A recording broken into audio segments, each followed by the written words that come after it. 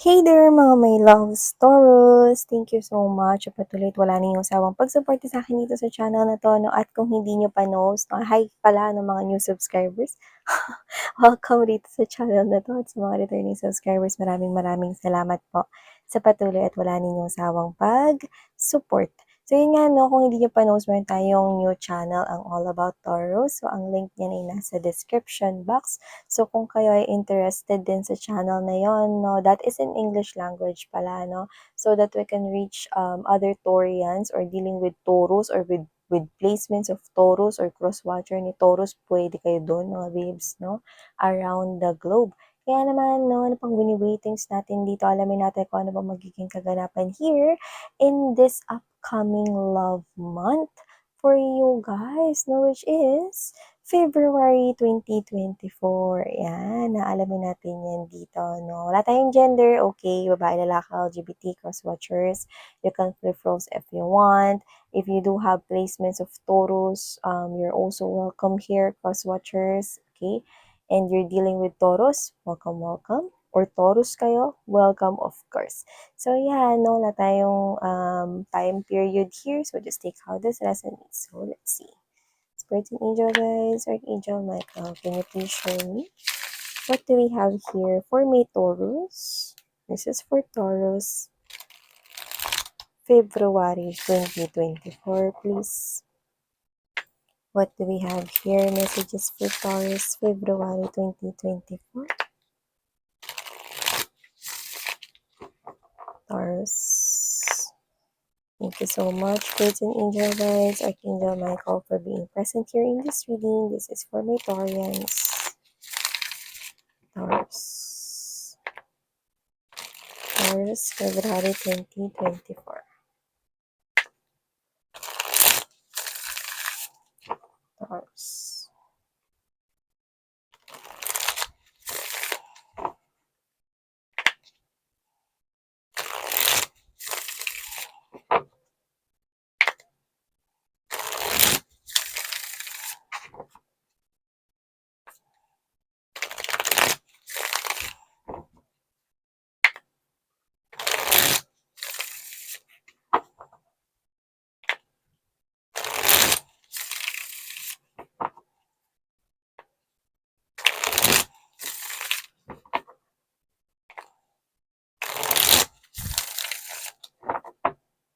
Ayun. Nahuli rin natin mga babes, no? Yeah, hindi pa ako tumitigil sa pag-shuffle pag hindi ko pa po, okay, nakukuha na yun na yung dapat nating ilapag ng mga mensahe. So, i-shuffle na rin natin to para tuloy-tuloy rito ang tsikahan.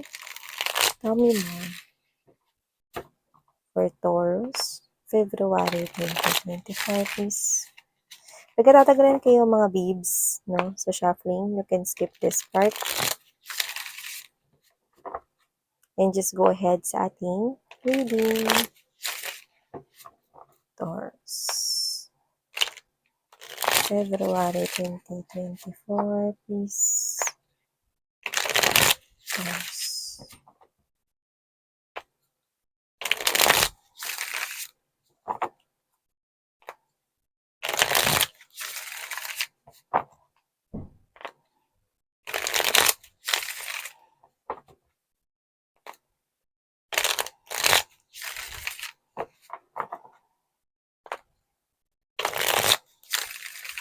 Okay, so let's go ahead and check these messages here for you guys.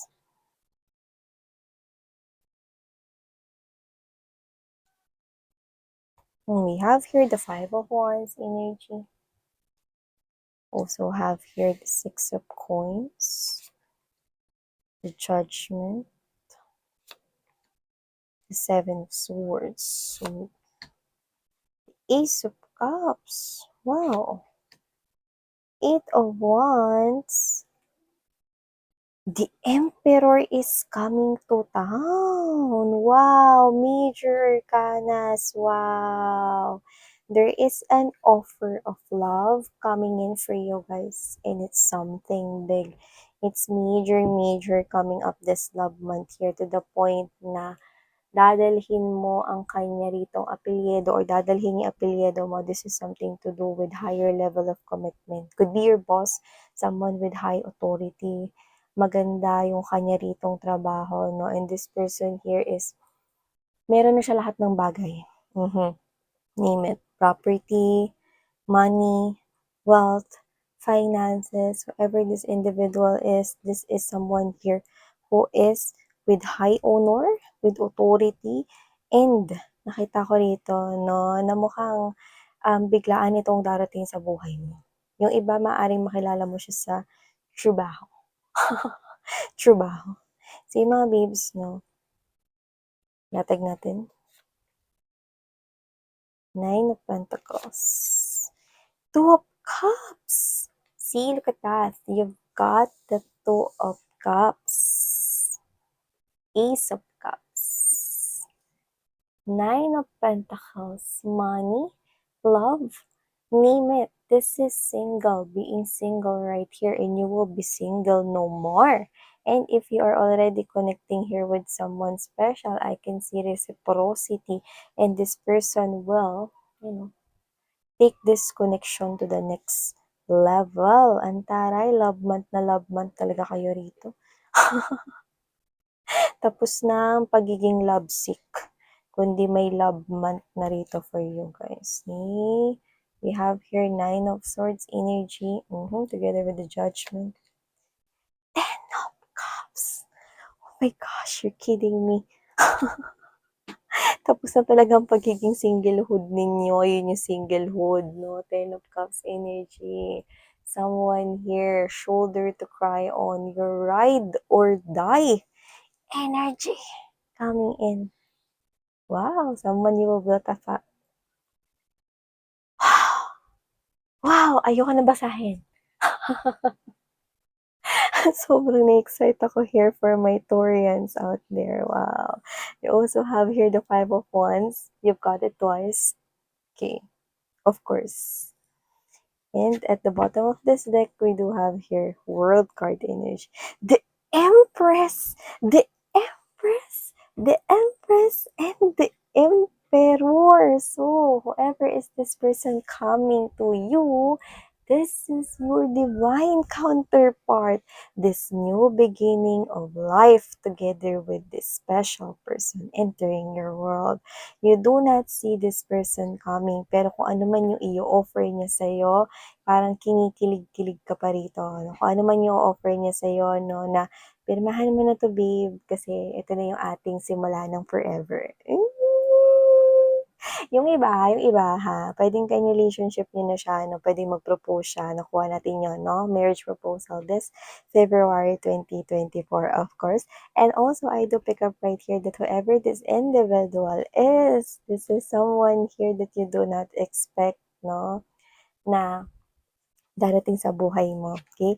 Yung iba nakikita ko rito na magbabago lalo yung mundo mo, no? Nakikita ko rito na magbabago yung mundo mo, pati yan yung mga ginagamit mo, no? Nakikita ko na pati yan magle-level up. Example yan, kunwari ganito. Kunyari, this is you, okay? Yung house mo before is yung normal house lang wherein okay na yon for you and your family here. And then when this person, after meeting him or her, okay, nakikita ko rito, of course you do have everything and you will have everything and you will be successful because you are the empress here. But I'm saying that your life will fully change 360 degrees turn of events wherein I'm seeing you, okay, that you will also use new things. Lahat mag-a-upgrade sa buhay mo. Kung dati ang gamit mo, example lang 'to mga mahal, no, kung dati ang gamit mo is disposable na mga utensils, no, now I'm seeing you, no, na you will use, no, like let's say mga expensive or luxurious na mga plates, spoon, fork, yan, no? Mag-a-upgrade mo yung ulam before, no, na kunwari corned beef, no, and yung mga pang breakfast things, or let's say sardinas, it will change. You will eat mga foods na healthy, okay? you can now afford to have that, your life will change at mas magbabago pa. Nakikita kitang successful, kaya mo naman maging successful on your own because the Empress do not needs anyone para maging successful siya. What I'm saying is your world, yung world mo, is magto-turn around here in a very positive way. Like, wala ka nang hihilingin pa parang, oh, yun ba to universe? Grabe ka naman sa akin. Thank you so much. Yan, no, yung iba, no, pwedeng yung kadil ninyo is different lahi or foreigner, but doesn't have to be. But someone here na talagang mararamdaman mo, no, na parang ito na yung hinahanap kong makakatuwang sa buhay. At pwedeng mahanap mo siya dahil sa trabaho mo, or baka maging katrabaho mo siya, or baka maging business partner mo siya, no, or may kinalaman sa work mo kung ba't mo siya makikilala, or may kinalaman sa connections mo. Pwede ring mga kaibigan, no? Or yung soul tribe mo. Wow, we have the Empress and the Emperor. Wow, you're just kidding me right here. I love this. Okay, so iangat lang natin to. Oh, at sumisilip pa rin ang the Empress. Oh my, look at that. See, the Empress, you've got to Empress, no? So, Milay, inurong lang natin mga mahal, no? But the Empress is right here. Once again, ang ganda. Wow! Wow!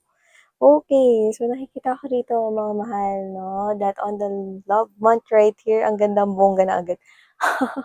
Ng mensaheng nakuha natin, no? Love is really standing here, no? It's not a page, it's not a night, it's not a,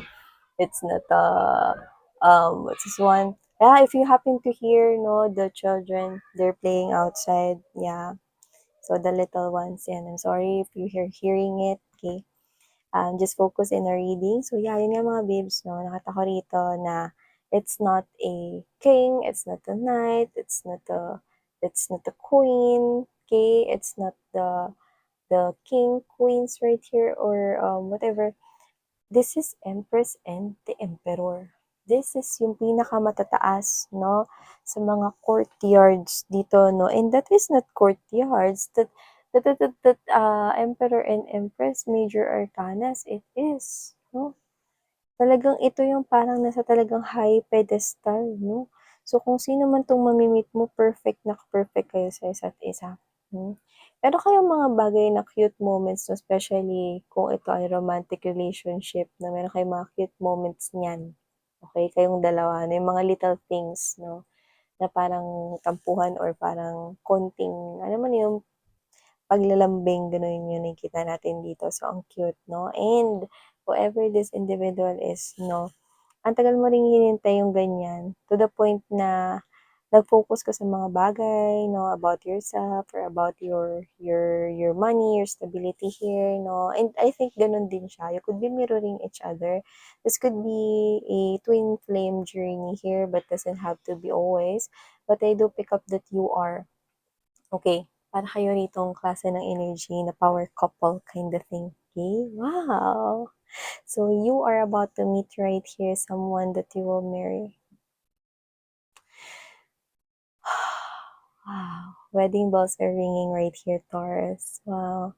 Alright. So, be aware. I'm also picking up right here for you guys. Five of Wands energy, Seven of Swords. There is something here. Six of Pentacles energy, Ace of Cups. I do pick up someone around you. Okay? You might not be aware of this because mapagbigay siya sa'yo, mabait siya sa'yo. Okay? At I think pag may pabor ka sa kanya, ginagawa niya yon, no? Pero yung totoo, no, nakakakuha tayo rito that this person is having this enviousness or jealousy, no? May competition tayong nakikita sa energy niya. So, this person is actually, no, protecting na ito ay maging obvious or lumabas, no? So, hindi ko masabi kung nagiging malinaw na hindi siya nagpapakatotoo sa'yo. Pero tingin ko meron siyang energy na ambisyosa siya or ambisyoso siya to the point na ready siya ritong mandaya just to claim what you have or just to have what you have. Okay? One here around you, kinda nice, could be kind and sweet to you, but you do not know what's going on in his or her mind. Okay? This person is jealous of what you have, okay? But I'm not seeing na kung ano yung meron ka na gusto niya, no, is makukuha niya because you are wiser than this person. You are someone here na sobrang lamang sa kanya. Sinabi ko lang kasi alam mo naman 'no, kung sino yung taong pinagkakatiwalaan mo, siya ring minsan nasisira ng tiwala mo, okey? But the Empress, you are the Empress now, I do pick up na kaya mo 'yan na i-handle 'no, malaman mo man dito yung truth, okey? So, nakikita ko rin dito na puwedeng hindi mo lang talaga masyadong pinagpupukusan yun because you're focused here on the valuable things, no? Other than this drama here. Pero I think nararamdaman na rin yan ng iba sa inyo because the Empress is also intuitive or malakas yung pakiramdam. And yun nga, I'm seeing right here the Six of Pentacles energy, Ace of Cups, no? It's new love or this is somewhat new, no? Or feels like fresh, okay? Kasi itong klase ng energy na to ay mapagbigay. This person here will be patient and will understand you here, and this person here will consistently communicate to you. I'm seeing both of you sending back and forth messages right here, and there's a lot of travel, no? Business travels to, no, na para na rin kayong nag-honeymoon. No, whether whoever this individual is, could be already in relationship na kayo sa kanya, ang gaganda pa lalo ito. At yung iba makikilala niyo pa lang siya, no? Nakikita kong power couple kayo kasi nakikita ko na magsusuporta kayo sa isa't isa 'no, as well in building that financial stability more in your future 'no, ang ganda.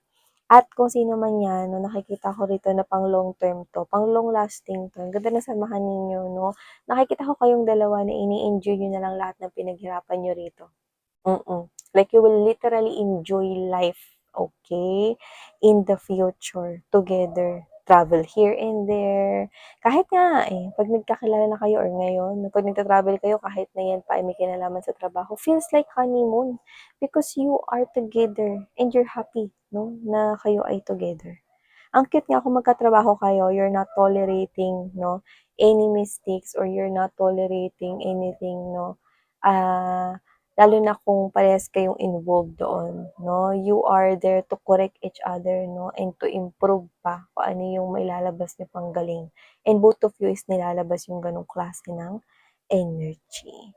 And yes 'no, with the Judgment right here, Eight of Wands, I do pick up right here 'no na, um yung last na relationship na pinanggalingan mo, 'no, ay nakita ko rito na naging mahirap yun para sa'yo na maka-move forward ka dun. Pero I'm seeing that you're choosing yourself, you're being happy right now, and you're receiving here messages, 'no, a lot of growth in your finances, you're enjoying your work, you're enjoying that money is coming towards you, not just money, you're attracting here, kahit yung mga small o napapansin mo 'yan na like, "Thank you."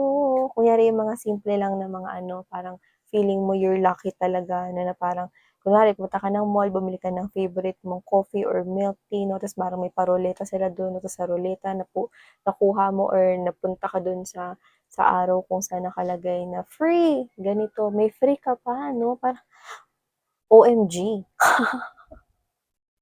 Your luck 'no is, talagang nagsusumigaw dito 'no, mapa little things to big things 'no, kitang-kita.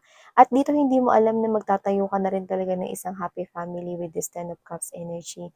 Someone here 'no, na talaga rito na makakasama mo ang paparating sa'yo, and oh, by the way, bago ko ma-forgot, Judgment, Nine of Swords energy, Five of Wands, someone here from someone na recently mo nahirapan ka, kung sino yung nahirapan ka nag-move on sa past relationship mo, sino yung ka-deal mo dun. Nakikita ko rito mga babes 'no, na walang tigil ang gulo sa kanyang pag-iisip, yan. Shamrock. Walang tigil ang gulo sa kanyang pag-iisip, yan 'no.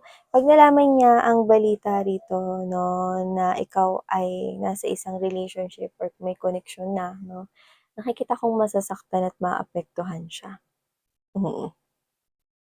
Pero hindi niya na yun ipapaalam sa'yo dahil parang lumalabas dito na ano pang point para para ipaalam ko yun sa kanya, 'yan 'no. Pero susubukan niya na makipag-communicate sa'yo.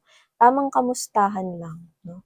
"Kamusta ka na, Taurus? 'Yan, anong ginagawa mo?" Parang gano'n or ano bang meron ngayon sa life mo. Pero hindi mo alam na sinusubaybayan ka pa rin niya.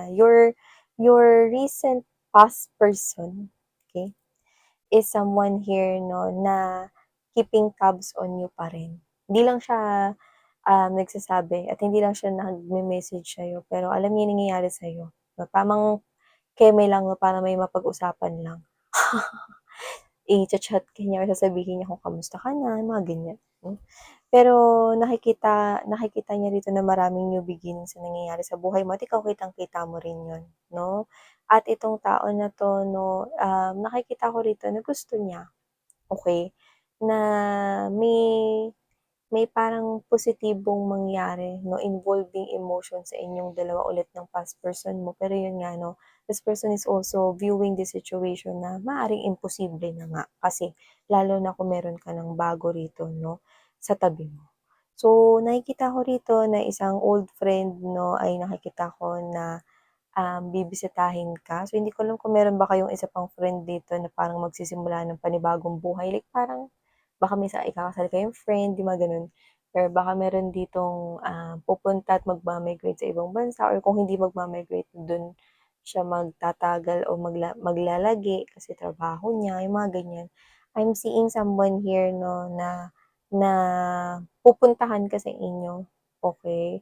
At nakikita ko rito 'no na what's this one, nagkakaroon dito ng selebrasyon 'no, parang reunion kumbaga 'no, yung nakikita natin dito. Wow! Taurus, ang ganda, may offer dito ng kaperahan 'no, nakikita ko rito at nagsisimula yung buhay mo, okey? At ang ganda kasi sa umpisa, wala ka talagang kaalam-alam, wala kang ka-knows-knows, like sorpresa ito 'no, pati yung pagbabago rito ng kaperahan mo 'no, yung yun, alam mo yung mga magbabago lahat, yung susuotin at gagamitin babago lahat 'no.